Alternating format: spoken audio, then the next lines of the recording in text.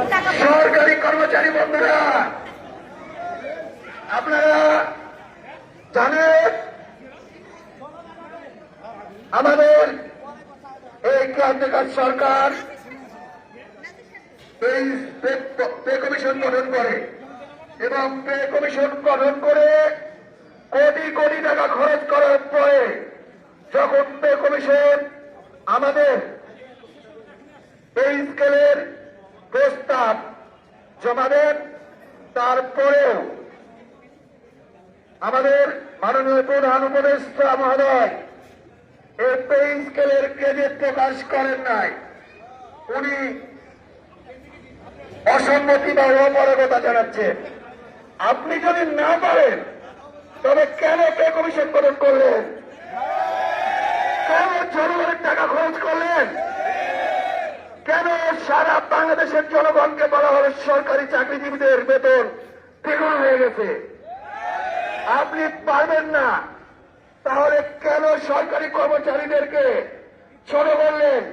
সবাইকে কেন জানালেন যে বেতন দ্বিগুণ হয়ে গেছে? আজকে রিক্সাওয়ালা, চাওয়ালা থেকে শুরু করে সবাই জানে সরকারি চাকরিজীবীদের বেতন দ্বিগুণ হয়ে গেছে।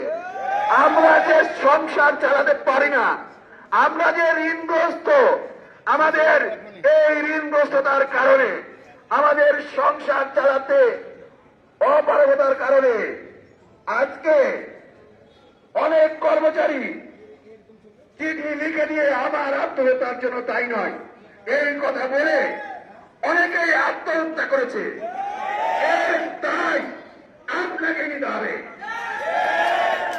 আপনি হয় কর্মচারীদের বৈষম্য, আপনি বৈষম্য দূর করতে এসেছেন, আপনি বৈষম্য দূর করবেন। আপনি তো বৈষম্য দূর করলেনই না। যেখানে 20টা গ্রেডে বেতন কমিশন, পে কমিশন বেতনের প্রস্তাব দাখিল করেছেন, সেখানে আপনি দেখবেন 1 থেকে 10ম গ্রেড পর্যন্ত বেতনের পার্থক্য 5,000 থেকে 17,000 পর্যন্ত,